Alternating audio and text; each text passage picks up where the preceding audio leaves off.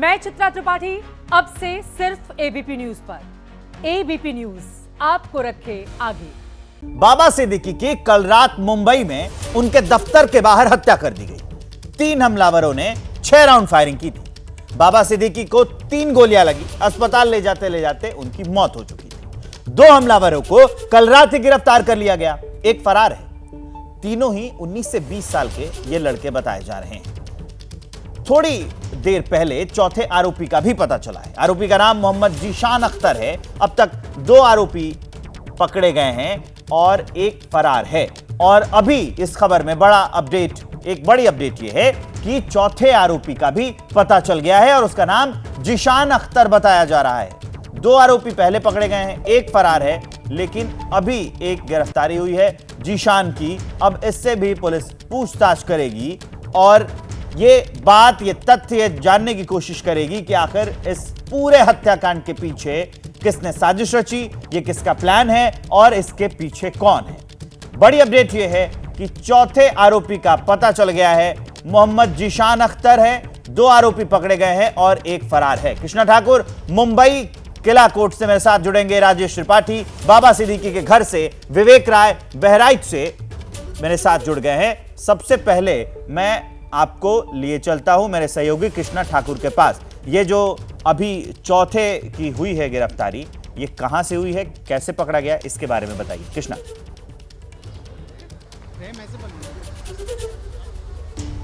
देखिए, चौथे आरोपी की जो है वो पहचान कर ली गई है और जीशान बताया जा रहा है और चौथे आरोपी का नाम, और ये बताया जा रहा है कि पहचान कर ली गई है, लेकिन लोकेशन जो है वो ट्रेस करने की कोशिश पुलिस की तरफ से की गई है। इस मामले में जो है अब तक जो 4 आरोपियों की कई होने की बात कही जा रही थी, उन सभी की पहचान कर ली गई है। 2 आरोपी इस मामले में पहले ही गिरफ्तार कर लिए जा चुके थे, जिन्हें आज कोर्ट में पेश किया गया। कोर्ट में उन 2 आरोपियों में से एक आरोपी को 21 तारीख तक जो है वो पुलिस कस्टडी दे दी गई है। वहीं दूसरी तरफ जो दूसरा आरोपी है धर्मराज कश्यप, उसने कोर्ट में ये कहा था कि वो नाबालिग है।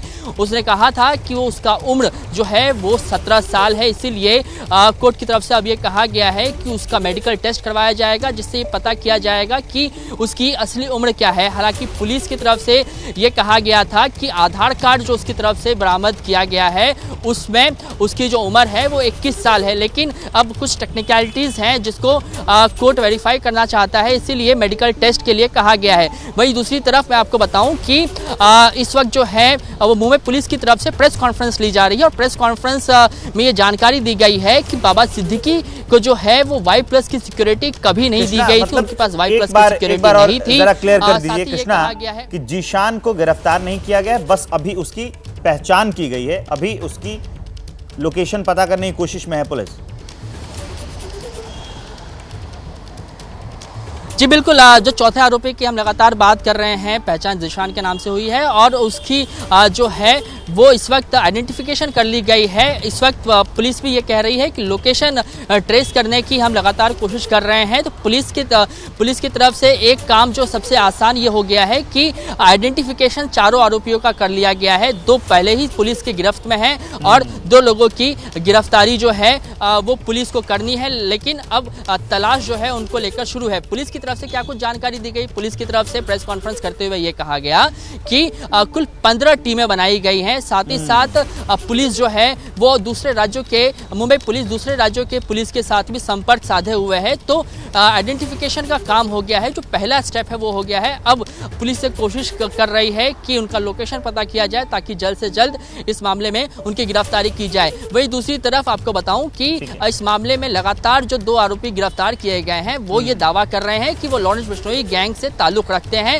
हमने देखा कि किस तरीके से सोशल मीडिया पोस्ट पर भी एक पोस्ट वायरल हुआ, जहां पर एक व्यक्ति के नाम से पोस्ट किया गया जिसमें यह कहा गया कि लॉरेंस बिश्नोई गैंग से वो संबंध रखते हैं और बार बार ये कहा गया कि इस हत्या की जिम्मेदारी लॉरेंस बिश्नोई की तरफ से ली जा रही है। लेकिन पुलिस ये कह रही है कि लॉरेंस बिश्नोई का जो एंगल है वो भी हम इस वक्त जो है वो जांच कर रहे हैं। इसमें कितनी सच्चाई है, पुलिस लगातार जांच कर रही है। कृष्णा, आप हमारे साथ बने रहिए। राजेश त्रिपाठी बाबा सिद्दीकी के घर से हमारे साथ जुड़े हुए हैं, सीधा उनके पास लिए चलते हैं। अब तक वहां कौन कौन आया और क्या अपडेट है, राजेश बताइए। जी बिल्कुल, यहाँ पर उद्धव ठाकरे आ चुके हैं अपने बेटे आदित्य ठाकरे के साथ, सलमान खान आ चुके हैं और तमाम जो नेता हैं उनका भी लगातार यहाँ पर आना रहा है। यहाँ पर हमने देखा सुप्रिया सुले यहाँ पर पहुँची हुई थी और अब यहाँ पर मैं तस्वीरें एक आपको दिखाना चाहूँगा बाबा सिद्दीकी घर के बाहर की, किस तरह से तमाम लोग जो उनके समर्थक हैं, उनके चाहने वाले हैं, उनके जो लोग हैं वो यहाँ पर पहुँचे हुए हैं, क्योंकि कुछ ही देर में यहाँ पर नमाज होने वाली है और उसके बाद जो है आगे दफनाने की प्रक्रिया शुरू होगी। नमाज जनाजा जिसे कहा जाता है कि वो यहाँ पर शुरू होगी। उसके लिए यहाँ पर आप देखिए कि रोड पर जो है, रोड पर ही बहुत सारे लोगों को यहाँ पर नमाज के लिए जो है उनको खड़ा किया गया और यहीं पर नमाज जनाजा होगा और उसके बाद फिर उनके जो शव है उसे जो है सुपुर्द खाक यानी दफनाने के लिए मरीन ड्राइव का जो बड़ा कब्रिस्तान है वहाँ पर ले जाया जाएगा। तो इस तरह से एक तरफ जहां मुंबई पुलिस इस हत्याकांड में लगातार आरोपियों को पकड़ रही है, कार्रवाई कर रही है, कई टीमें बनाई गई हैं, उसी दूसरी तरफ जो है अभी बाबा सिद्दीकी की जो मौत हुई है यहाँ पर उनकी जो दफनाने की प्रक्रिया है उसको लगातार जो है आगे काम बढ़ाया जा रहा है और ये जो है करीब 8:30 बजे या 8 बजे तक यहाँ से जो है जनाजा निकलेगा। उसके बाद बड़ा कब्रिस्तान वहाँ पहुँचेंगे और वहाँ पर जो है सुपुर्द खाक करने की जो है प्रक्रिया पूरी की जाएगी। तो इस तरह से पूरा जो बाबा सिद्दीकी का ये घर है और उसके पास की जो रोड है वहाँ पर भारी तादाद में लोग यहाँ पर उनके समर्थक पहुँचे हैं और उन्हें यहाँ पर रुकने के लिए भी इजाज़त दी गई है, क्योंकि इसके पहले VIPs आ रहे थे तो इस रोड को पूरी तरह से बंद किया गया था। लेकिन क्योंकि अब नमाज का वक्त हो रहा है तो क्योंकि नमाज में कोई भी शामिल हो सकता है, जो भी उनका चाहने वाला है, जो यहाँ पर आना चाहता है, नमाज जनाजा में जो भी शामिल होना चाहता है वो यहाँ पर पहुँच रहा है और यहाँ पर भीड़ लगातार बढ़ रही है। कुछ ही देर बाद जो है यहाँ पर नमाज होगी और उसके बाद जो है बाबा सिद्दीकी के जनाजे को जो है कब्रिस्तान के लिए ले जाया जाएगा। ठीक है राजेश, आप हमारे साथ बने रहिए।